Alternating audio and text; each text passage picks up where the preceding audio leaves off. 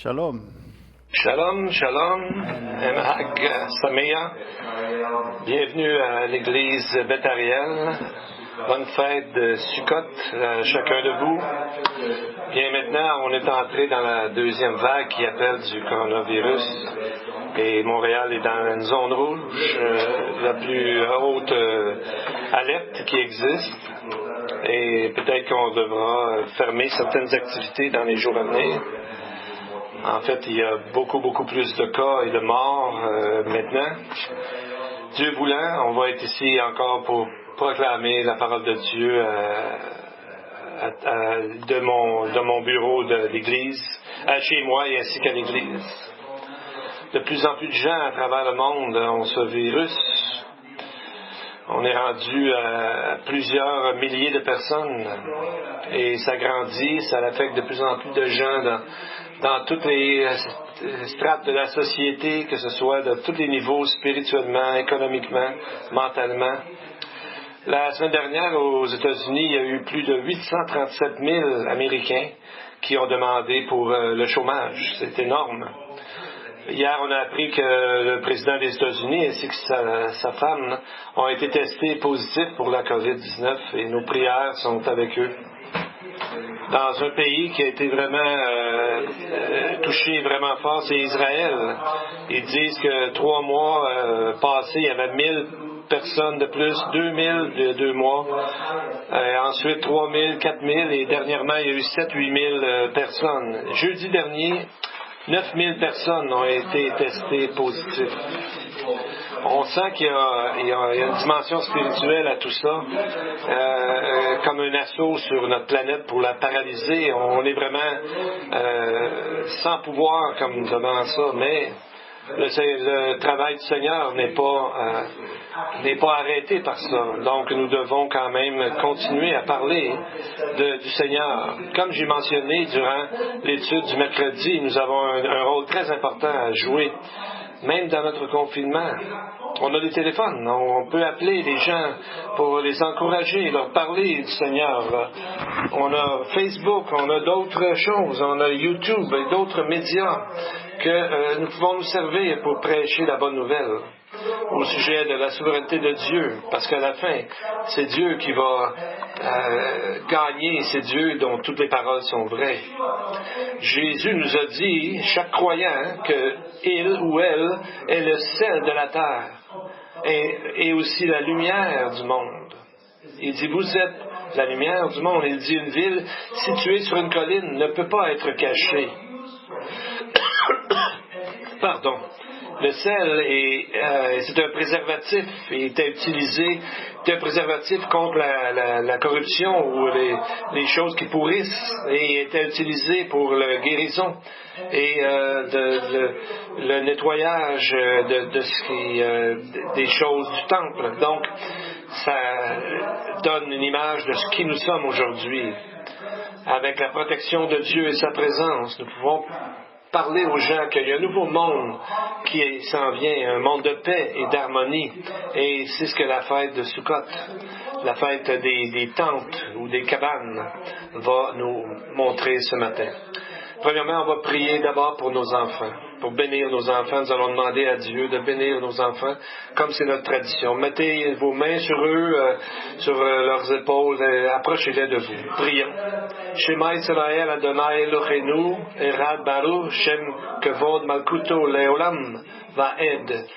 Béni soit ton nom, à qui appartient le règne pour toujours. Père céleste, ce matin, nous te présentons nos enfants devant ton trône et nous prions pour de nombreuses bénédictions sur chacun d'eux. Nous prions que leur amour pour toi grandisse et se multiplie au nom de Jésus. Nous prions que nos enfants puissent développer un but et une perspective éternelle, et non seulement terrestre. Aide-les à voir la vie et tous les défis de la vie à travers tes yeux, avec passion et courage pour partager aux autres la bonne nouvelle de Jésus, où qu'ils soient. Notre prière est qu'ils se concentrent sur les choses d'en haut, non seulement sur ce qui se passe ici-bas, mais qu'ils demeurent enracinés, fondés dans ton amour. Je prie qu'ils en viennent à connaître l'étendue de ton amour pour eux. Je prie au nom de Jésus. Amen et Amen. Vous savez, cette semaine, je me suis promené alentour de la maison, j'ai vu comment les couleurs des arbres sont changées, comment c'est beau. C'est comme une tapisserie de couleurs. Et si on peut trouver une telle beauté dans ce monde troublé, imaginez-vous comment ça sera au ciel avec notre Seigneur. Et c'est ce que Sukkot, la fête des tentes ou des cabanes, nous rappelle. Nous rappelle qu'il y a un autre monde qu'on a hâte et qui existe. Sukkot est la dernière des 7 fêtes d'Israël qui sont mentionnées dans le Lévitique. La 7e fête, c'est comme le sabbat de l'histoire, le sabbat de tous les sabbats. Les premières 6 fêtes sont souvent considérées comme les premières fêtes, les 6 jours de la création. Et la Sukkot est comme le grand repos lorsque l'homme sera avec son Dieu. Donc, ça symbolise le retour de Jésus pour le retour messianique. C'est pour ça que je porte talit aujourd'hui pour célébrer cette fête, une des fêtes les plus joyeuses de toutes, où est-ce qu'il nous est décrit que nous serons avec notre Dieu pour l'éternité, et la nature aussi en profitera. Dans Ésaïe 11, versets 4 et 6, ça nous dit « Le loup habitera avec l'agneau, et le lionceau mangera de la paille comme le bétail. » Donc, ce sera un temps où les animaux ne se mangeront pas entre eux, mais ils mangeront ensemble. Ils seront ensemble sans qu'il y ait de violence entre eux. Et c'est la façon que Dieu les avait créés au départ. Ils étaient créés au départ herbivores et non pas carnivores. Mais suite à la chute, il y a eu ce problème que Dieu a voulu régler et qu'il a réglé dans la venue de son Fils, Jésus. Donc, cette fête nous parle d'être avec notre Créateur pour l'éternité. Et le prophète Habakkuk nous a dit, 2:14, « Car la terre sera remplie de la connaissance de la gloire de l'Éternel, comme le fond de la mer par les eaux qui le couvrent. » Imaginez un moment où tout le monde va actuellement, en réalité, aimer Dieu. Ils vont tous être avec le vrai Dieu, où est-ce qu'il n'y aura plus de guerre, de maladies, etc. Est-ce qu'on n'a pas hâte à ce moment? Vous savez, les anthropologistes qui étudient l'homme comme tel viennent qu'il y a une conviction profondément ancrée dans les âmes des hommes d'une période qui est dans le passé, qui a été perdue, quand l'homme était en harmonie avec Dieu et sa création. Un temps comme nous trouvons dans le livre de la Genèse, dans le jardin d'Éden, avant la chute, avant que tout le problème du péché arrive et tous les systèmes religieux de différentes sortes arrivent. Donc, le premier rôle des prêtres, des rabbins, des chamans et tous les gens qui étaient chefs religieux et d'amener à rétablir la communication avec le Créateur. Mais nous savons que Jésus a dit, il n'y a qu'un seul chemin, la vérité et la vie, c'est lui-même. Donc, il y a un vide dans nos cœurs.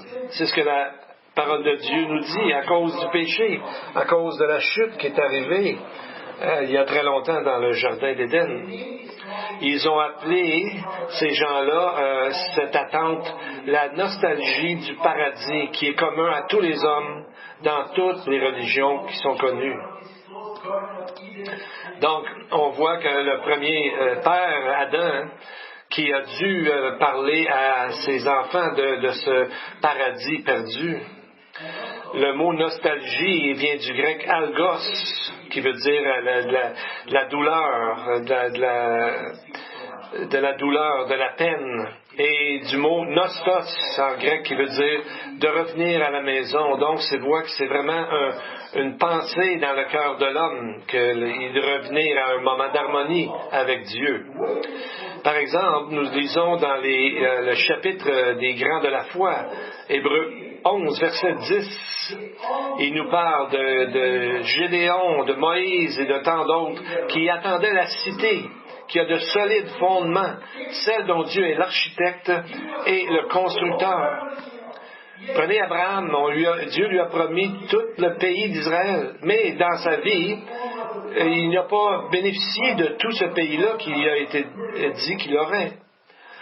Le seul morceau de terre qu'il y avait, c'est un morceau qu'il a acheté lorsque sa femme est décédée et il voulait avoir un endroit pour l'enterrer.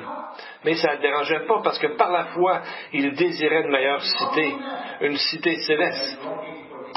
Et il n'y a pas les hommes qui n'ont hâte à ce moment. Il y a aussi la nature. Et Dieu aussi a hâte. Dieu a dit dans plusieurs passages qu'il a hâte d'être réuni avec les siens. Dans les Écritures, nous voyons souvent Dieu qui parle au reste d'Israël. Exemple, Ésaïe 12:1. Tu diras en ce jour-là, je te loue, ô Éternel, car tu as été irrité contre moi, ta colère s'est apaisée et tu m'as consolé. Et verset 4 du chapitre 12, louez l'Éternel, invoquez son nom, publiez ses œuvres parmi les peuples, rappelez la grandeur de son nom. Et Jésus a dit, moi, je vais pas prendre la dernière coupe de vin, parce qu'il a dit, je ne boirai plus désormais de ce fruit de la vigne, jusqu'au jour où j'en boirai du nouveau avec vous dans le royaume de Dieu. Donc, c'est sa façon de nous dire que sa joie sera complète seulement lorsque le dernier brebis de cette dispensation entrera et alors nous serons tous ensemble avec Jésus dans le grand banquet des noces de l'agneau, où est-ce qu'il aura enfin cette coupe de vin avec nous dans le banquet messianique qu'il y aura lieu. Eh bien, on va regarder ce matin dans nos Bibles où est-ce que nous trouvons les 7 fêtes de l'Éternel. Pas juste des fêtes d'Israël, comme il est dit ailleurs, mais on les appelle les fêtes de l'Éternel, ou les fêtes du Seigneur dans Lévitique, chapitre 23, où on voit le cœur de Dieu qui a hâte d'être avec ses enfants, juifs et gentils. Versets 33 à 36 de Lévitique 23. Parle aux enfants d'Israël et dit, le 15e jour de ce 7e mois, ce sera la fête des tabernacles en l'honneur de l'Éternel, pendant 7 jours. Le premier jour, il y aura une sainte convocation. Vous ne ferez aucune œuvre servile. Pendant 7 jours, vous offrirez à l'Éternel des sacrifices consumés par le feu. Le 8e jour, vous aurez une sainte convocation, et vous offrirez à l'Éternel des sacrifices consumés par le feu. Ce sera une assemblée solennelle, vous ne ferez aucune œuvre servile. Cette fête commence le 15e jour du 7e mois et, curieusement, selon le calendrier hébraïque, aujourd'hui est le 15e jour de ce mois exactement et soyons dans la joie avec notre Seigneur. Et on va parler un peu de ces 3 fêtes. Quand est-ce que cette fête était célébrée? Durant cette fête, tous les Juifs à l'entour du monde ont été appelés à Jérusalem, où est-ce qu'ils étaient pour passer 8 jours avec le Seigneur durant de grandes fêtes. Comme, imaginez-vous ce qu'on appelle un potluck, une grande fête où chacun amène quelque chose. Donc, une grande fête communautaire avec tout le monde qui devait être là. Donc, il y avait à peu près 200 animaux de sacrifier, assez pour nourrir tout le monde pendant 7 jours. Mais il y a un commandement exclusif pour cette fête, ici, qui n'est pas dit dans aucune autre fête. C'est de se réjouir chaque jour de ces 7 jours de cette fête. C'était la loi. C'est pour ça que, personnellement, j'ai toujours hâte à cette fête, où est-ce que ça me rappelle de ce futur qui attend tous les croyants en Jésus.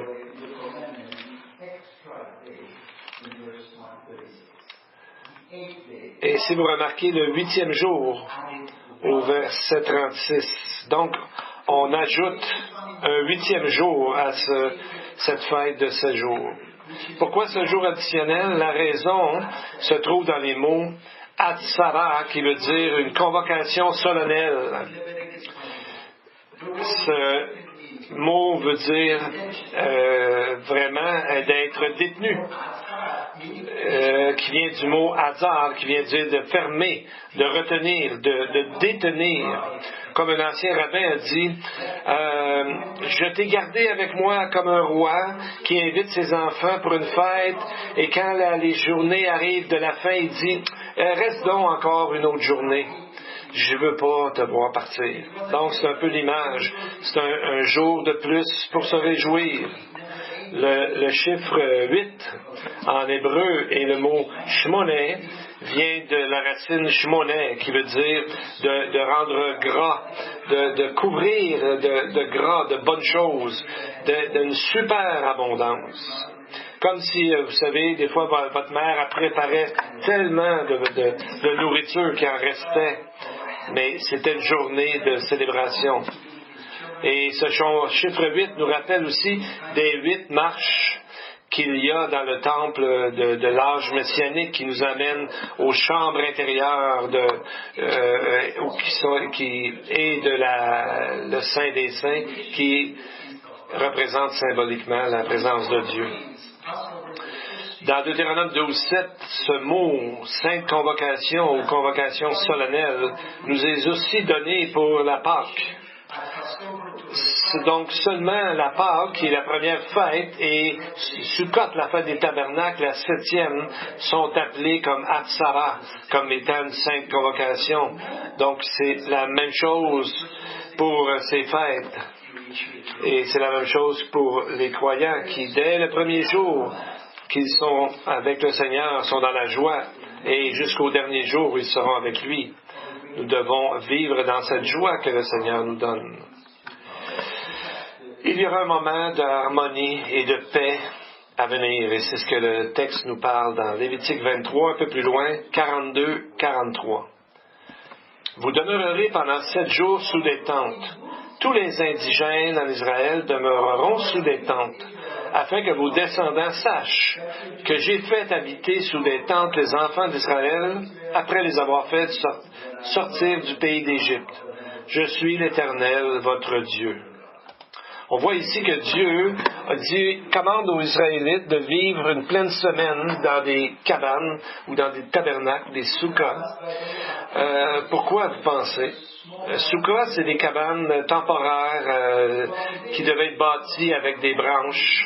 Aujourd'hui, seulement les Juifs qui sont demandés de manger dans une souka.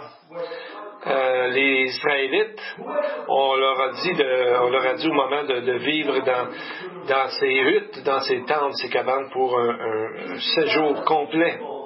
Mais ça démontre ces cabanes de notre habitation temporaire sur cette terre où on n'a pas la joie et le confort qu'on aura et l'harmonie au ciel. Au verset 43, il est dit « Afin que vos descendants sachent que j'ai fait habiter sous des tentes les enfants d'Israël après les avoir fait sortir du pays d'Égypte. Je suis l'Éternel, votre Dieu. » Mais par contre, à nul endroit durant l'Exode qu'on nous ait dit que les Israélites ont vécu dans des soukas. On nous a dit qu'ils vivaient dans des tentes. En hébreu, c'est le mot ohel. Donc, c'est un autre mot ici, souka. Et pourquoi c'est différent de ce moment-là où ils étaient dans le désert? Et c'est là que la fête des tabernacles vient nous montrer, et spécialement aujourd'hui, on dirait que ça nous parle encore plus dans les temps de COVID-19, de le virus que nous avons présentement. Le mot souka vient du mot souk, qui garde pour image de pavillon de protection. Ça veut dire de protéger, de couvrir, de défendre. Et ça revient du mot aussi sakak, qui veut dire d'empêcher l'ennemi de s'approcher, de le bloquer, de l'empêcher d'entrer. Donc on voit que Dieu, il leur a dit, lorsqu'il a voulu se montrer à Moïse près d'un rocher, il lui a dit que sa gloire passerait devant lui, mais il le protégerait en le couvrant de sa main. C'est vraiment le même mot sakak ici. Ça, c'est dans Exode 33, verset 22. Donc, la soukha, le tabernacle, c'est un couvercle de protection. Quand Dieu dit de vous se rappeler que je vous ai sorti de l'esclavage, il voulait qu'on fasse... on concentre toute notre attention sur la façon qu'il les a protégés durant 4 ans, même dans le désert, même dans leur désobéissance. Il les a miraculeusement soutenus pendant tout ce temps. Les anciens rabbins l'ont bien compris. Dans le Zohar, qui est un de leurs livres, ils parlent du Sukkot comme l'abri de la foi. Pour d'autres, la soukha symbolisait les nuages divins dans le désert, comme la gloire éternelle, la gloire de l'Éternel, ou encore le Ruach Kodesh, le Saint-Esprit. Il nous est dit dans le texte que le Seigneur allait devant eux le jour comme une colonne de fumée, et la nuit dans une colonne de feu pour leur donner de la lumière comme en plein jour. Donc on voit ici la pleine protection de Dieu, même durant les temps les plus difficiles pour eux, les Israélites, alors qu'ils étaient dans le désert.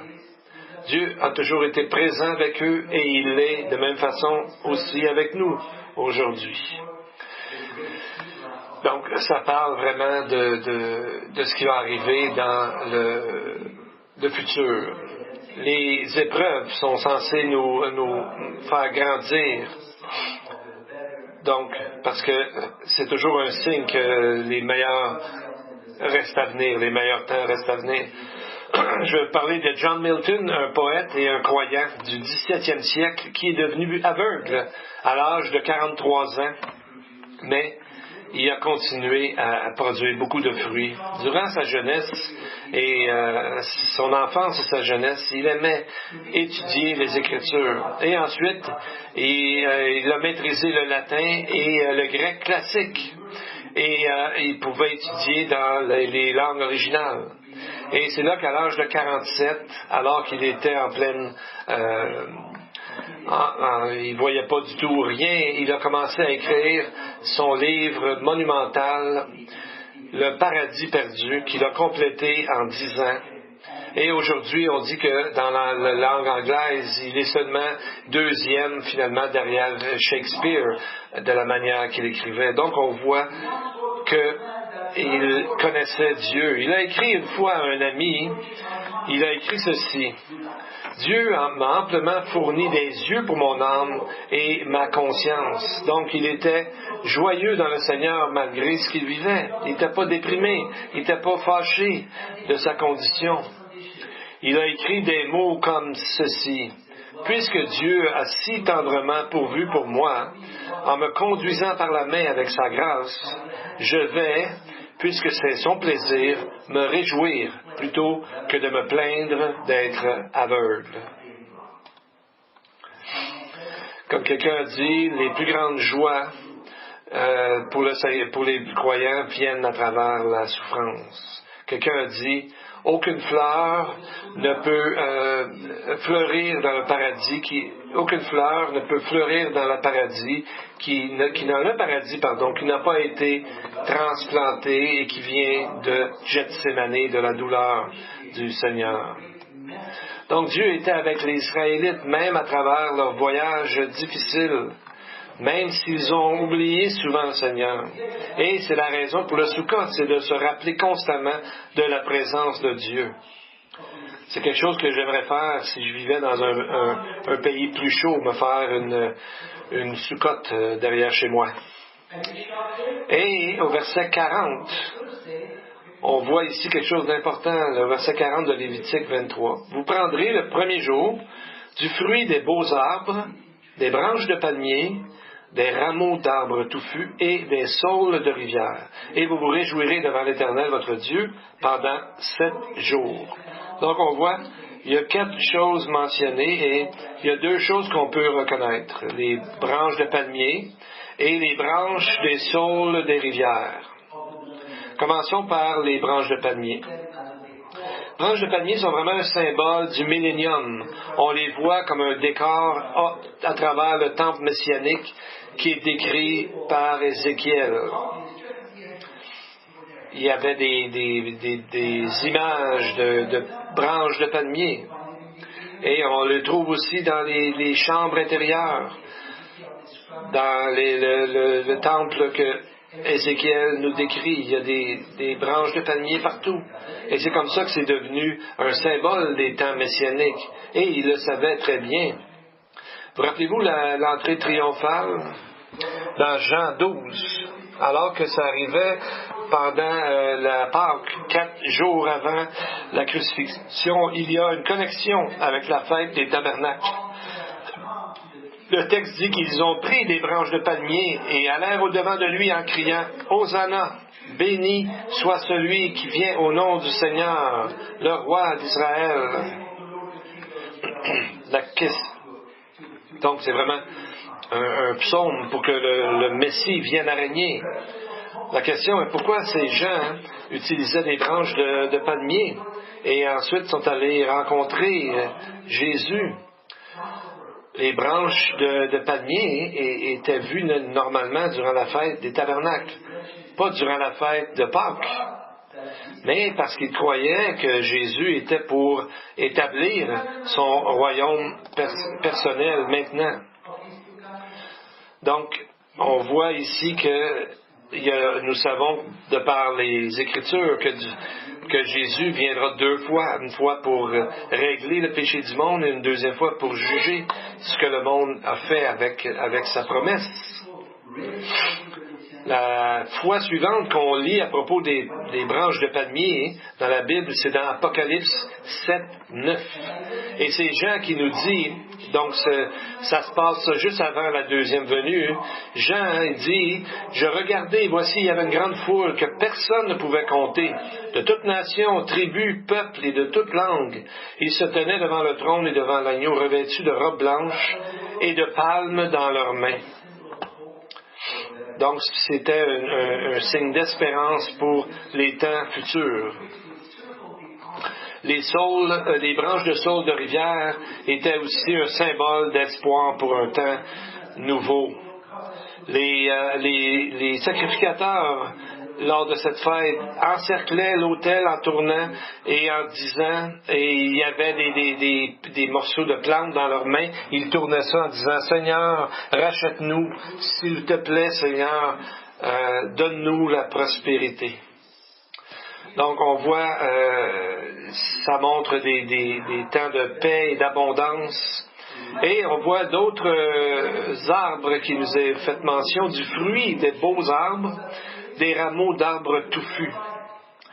Premièrement, le texte pourrait nous montrer que c'est l'arbre de la vie, comme on voit dans Psaume 96, verset 6. La splendeur et la magnificence, le mot hadar, sont devant ta face. Alors peut-être que ces arbres qui sont là nous donnent l'image de Jésus qui nous a dit que celui qui mangera de l'arbre de la vie, il dit dans Apocalypse 2,7, à celui qui vaincra, je lui donnerai pour nourriture de l'arbre de vie qui est au milieu du paradis de Dieu. Je ne suis pas sûr exactement de si on va en manger de l'arbre de vie, mais ce sera une expérience magnifique à vivre qui attend chaque croyant. Et si ce n'est pas encore assez, cette promesse nous montre qu'on devrait nous donner hâte de ce que le Seigneur revienne pour établir son règne. On parle aussi dans le texte de rameaux d'arbres touffus. Pourquoi on parle ici des rameaux ou des feuilles d'arbres touffus? Ça fait vraiment un lien avec le texte d'Apocalypse 2, 22. Pour montrer que chaque homme et femme a tellement hâte de vivre, de voir ça. Verset 2. Au milieu de la place de la ville et sur les deux bords du fleuve, il y avait un arbre de vie, produisant 12 fois des fruits, rendant son fruit chaque mois, et dont les feuilles servaient à la guérison des nations. Concentrons-nous sur les derniers mots, dont les feuilles servaient à la guérison des nations. C'est aussi ce que la fête des tabernacles nous montre, nous donne comme image. Une réunion de tous les gens de Dieu à Jérusalem pour 8 jours. Une grande communion avec notre Seigneur. Mais au ciel, cette communion sera célébrée chaque mois avec notre Seigneur Tout-Puissant. Donc, on ne sera pas perdu dans l'éternité. Il y aura quand même une mesure de temps. On voit ici à chaque mois, donc il y aura quelque chose pendant cette éternité. Et c'est ce que la fête des tabernacles nous amène à voir. Selon la tradition juive, l'arbre de myrte, ils ont pris ça pour les rameaux d'arbres touffus, et le citron, et comme le fruit des beaux arbres dont on a parlé. Et à travers ça, ils ont fait une pièce de végétation avec les 4 genres d'arbres ou d'arbustes qu'on a lus, et ils en faisaient une chose qu'on appelle le loulave. On va voir sûrement sur l'image. Donc, ça montre qu'ils sont un seul corps.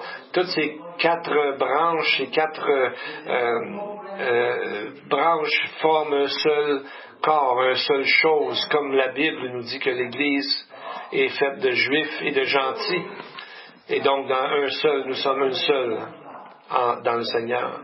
Ils disent que les branches de palmier représentent la colonne vertébrale, le citron représente le cœur, les feuilles sont ovales comme une bouche et les feuilles de myrte ressemblent à des yeux dans leur forme. Donc, c'est un peu un symbolisme que tout le corps, toute la personne doit être offerte au Seigneur dans cette fête. Mais ce n'est pas le principal du message.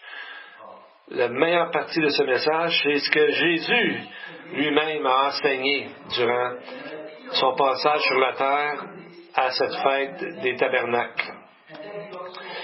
Donc, on voit qu'il a fait que les gens soient encouragés de ce qu'il était pour faire. Et aussi, il a créé à ce moment-là un miracle messianique pour que les gens voient vraiment qui il est, le Messie d'Israël. Ce passage que nous allons voir, c'est dans le passage de chapitre 7 à 9 de l'Évangile de Jean. Verset 2 du chapitre 7, ça commence en nous disant « C'était la fête des Juifs, la fête des tabernacles qui était proche. » Donc, c'était un moment où les autorités religieuses avaient déjà décidé de l'amener aux Romains pour le crucifier. Donc, on voit que Jésus, c'était pas son temps. Il dit au verset 1 qu'il ne voulait pas y aller tout de suite parce que les Juifs cherchaient à le faire mourir. Mais au verset 12, on voit que ses propres frères ne croyaient pas en lui. Et on voit qu'ensuite, les versets 30 et 44, ils ont essayé de l'attraper. Mais ça n'a pas fonctionné parce que son moment n'était pas encore venu. Donc, on voit que Jésus a tout fait, non pas pour lui, mais pour le bien-être, le bienfait de tous les gens alentour de lui. Donc, c'est pour ça qu'il a enseigné toutes ces choses et qu'il a fait ce miracle messianique de guérir un aveugle-né. Au moment de la fête des tabernacles, c'est important de voir qu'est-ce que les gens avaient fait comme tradition. Le Talmud babylonien le mentionne 32 fois et ils appellent ça la célébration du puisage de l'eau pour garder la nostalgie d'un meilleur temps à venir. Et c'est important pour eux, comme ça doit l'être pour nous.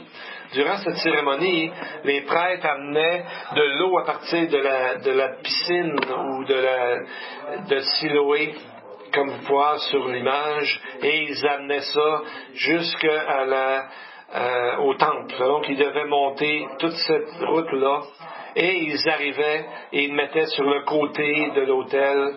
Pourquoi? Parce qu'ils voulaient montrer qu'il va y avoir des rivières qui vont sortir de l'autel lui-même. Et au moment que la procession prenait lieu, il y avait des sons de trompette et les gens, tout le peuple de Jérusalem chantait et louait le Seigneur et dansait. Et quand il arrivait jusqu'au temple encore, il mettait l'eau sur les côtés du temple aussi. Donc, quelqu'un a dit, si quelqu'un n'a pas vu la joie qu'il y a à la place où nous amenons l'eau dans cette vie, celui qui n'a pas vu ça n'a jamais vu vraiment les réjouissances. Mais pourquoi disent-ils ça? Je pense qu'ils ont pris cette tradition de fête dans le chapitre 47 de Ézéchiel. Verset 1. La Bible dit, « Il me ramena vers la porte de la maison », c'est Ézéchiel qui prophétise. « Et voici, de l'eau sortait sous le seuil de la maison, à l'orient qui est à l'est, car la face de la maison était à l'orient. L'eau descendait sous le côté droit de la maison, au sud de l'autel. » Donc, on voit que ça donnait de la vie partout où vivra le torrent, où parviendra le torrent. Verset 9 qui dit, « Et tout vivra partout où parviendra le torrent. » Donc, on voit, il savait que ça parlait du retour du Seigneur, parce que Daniel en parlait.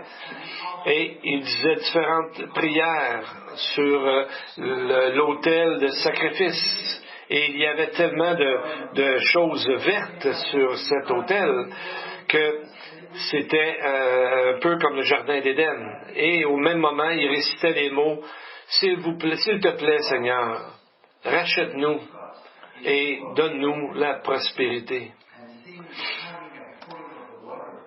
Donc, on voit qu'ils amenaient l'eau sur les côtés du temple et ils associaient cette eau du temple qu'ils apportaient avec le Saint-Esprit. Et voyez ce que Jésus dit, chapitre 7, 37 à 39. Le dernier jour, le grand jour de la fête, Jésus, se tenant debout, s'écria, « Si quelqu'un a soif, qu'il vienne à moi et qu'il boive. Celui qui croit en moi, des fleuves d'eau vive couleront de son sein, comme dit l'Écriture. » Donc on voit que ce que Jésus dit ici, c'est ce qu'ils ont profondément dans leur cœur. Et que seulement Jésus peut donner cette paix, cette joie qui est décrite dans cette fête. Et voyez ce qu'il nous est dit, comment il interprétait ces eaux-là. Et Jésus l'interprétait de la même façon qu'il le disait.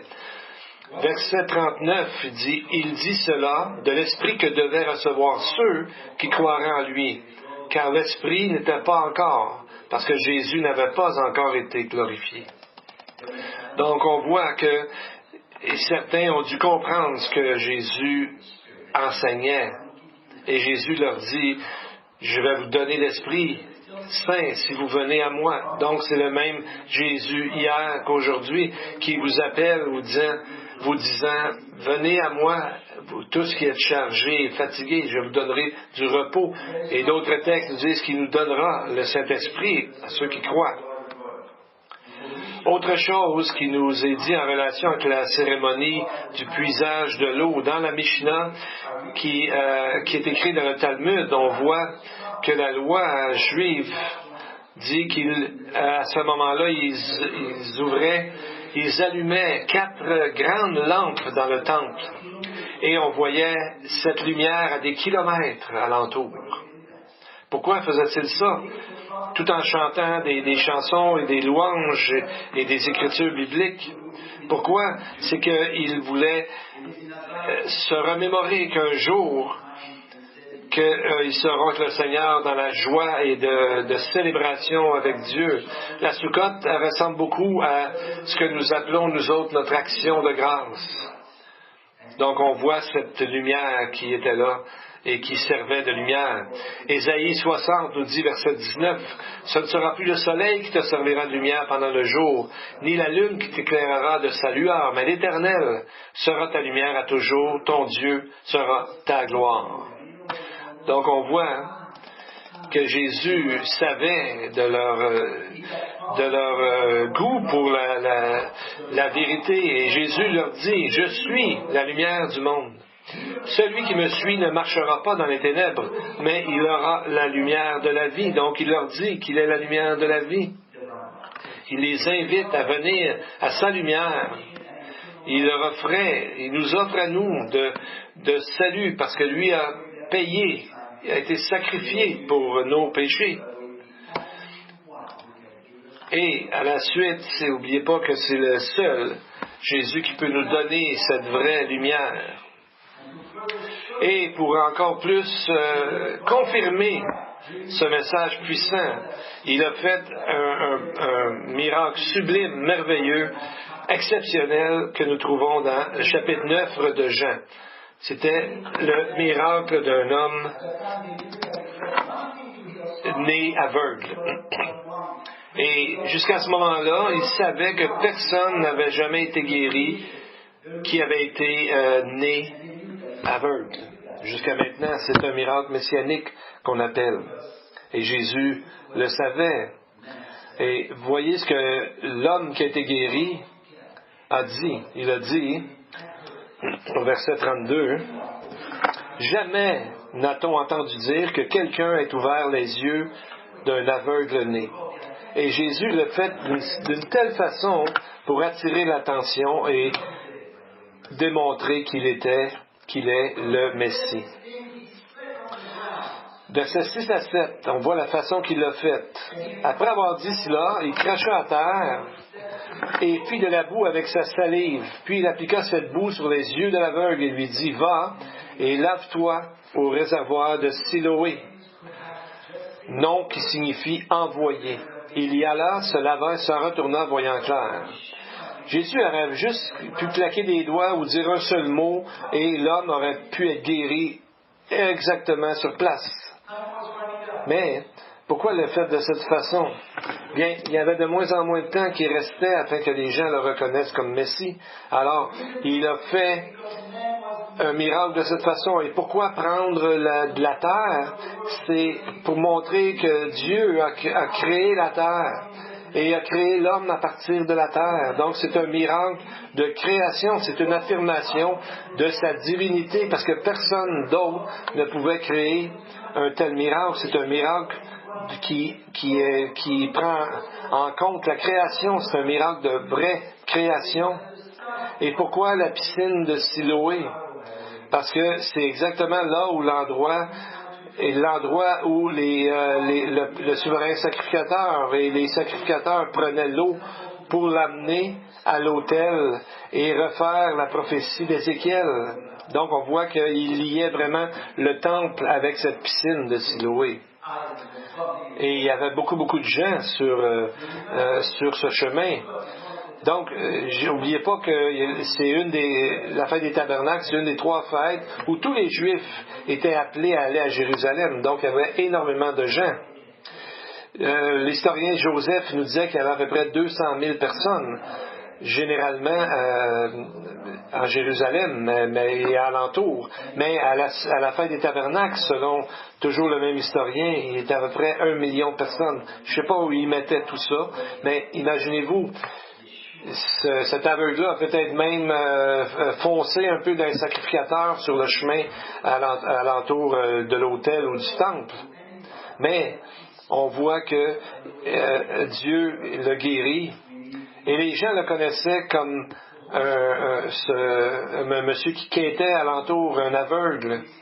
Et ses voisins qui le connaissaient avaient dit, « N'est-ce pas celui qui se tenait assis et qui mendiait? » Donc, c'était la première fois qu'un homme né aveugle était guéri. Et le long chapitre 9 de Jean montre les conversations différentes qu'ils ont eues à cause de cet homme né aveugle qui a été guéri. Et au verset 30, cet homme leur dit, « Il est étonnant que vous ne sachiez d'où il est. Et cependant, il m'a ouvert les yeux. » Comme s'il leur disait, « Vous m'avez enseigné que seulement Dieu peut ouvrir mes yeux, et quand il le fait, vous me demandez qui a ouvert les yeux. Il faudrait peut-être vous décider. » Donc, pour eux autres, c'était trop puissant comme témoignage, donc ils l'ont excommunié. Ils l'ont empêché de continuer à aller à la synagogue. Mais le bon berger est toujours à la recherche de ses brebis et donc il a guéri cet homme pour en même temps être un témoignage pour tout le peuple.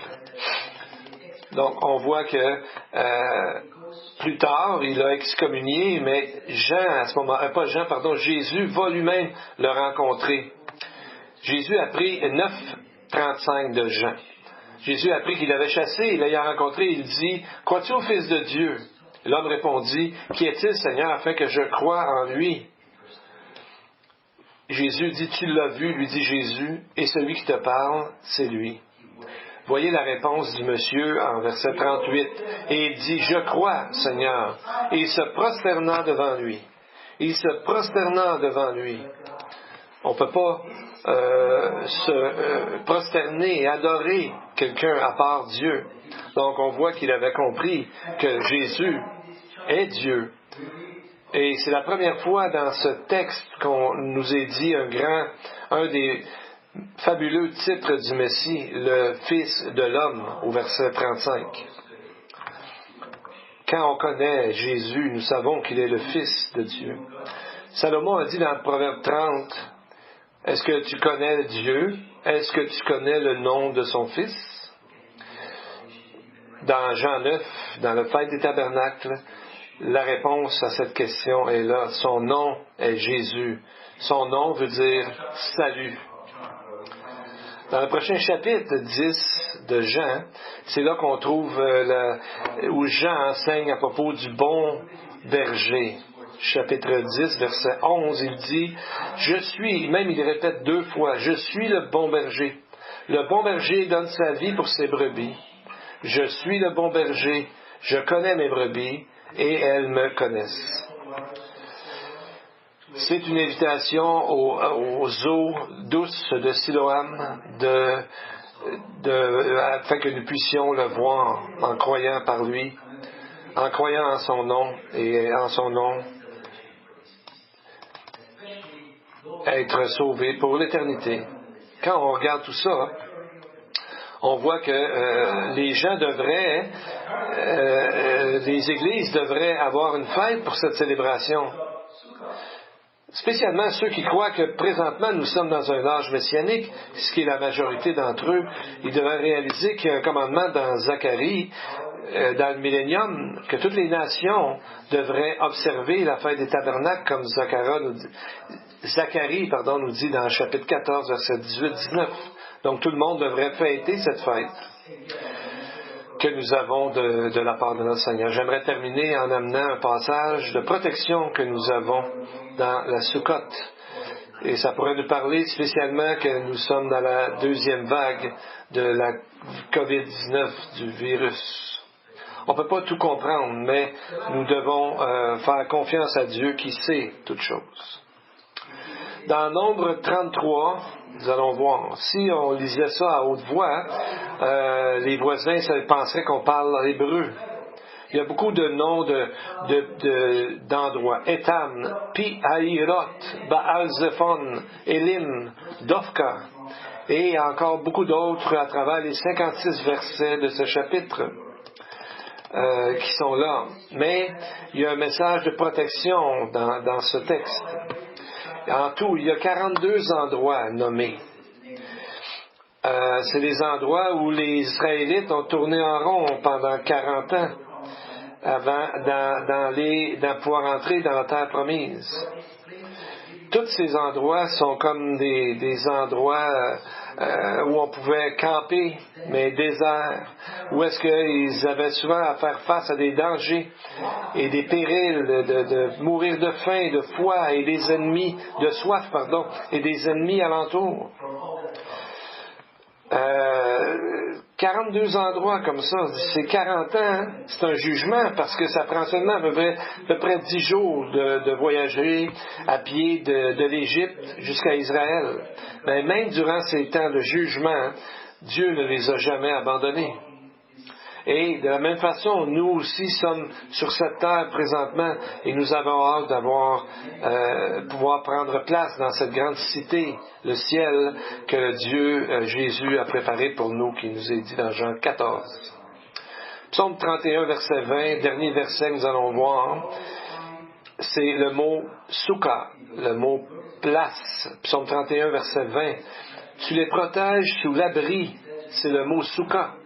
Sous l'abri de ta face contre ceux qui les persécutent, tu les protèges dans ta tente contre les langues qui les attaquent. Donc c'est vraiment le mot souka qui est là, qui montre la protection avec le Seigneur dans sa présence. Prions. Père Céleste, nous te remercions pour ta présence parmi nous ce matin encore, ainsi que la présence de l'Esprit Saint en nous, qui nous guide et nous rappelle sans cesse que nous sommes tes enfants, et qui nous rappelle aussi qu'il existe un monde meilleur pour ceux qui ont cru en ta parole et en Jésus le Messie.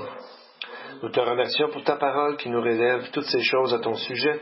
Nous savons que nous pouvons toujours te rencontrer en lisant les pages de cette puissante parole. Et je prie aujourd'hui pour tous les gens de notre assemblée, les gens qui nous écoutent, certains ont besoin de guérison.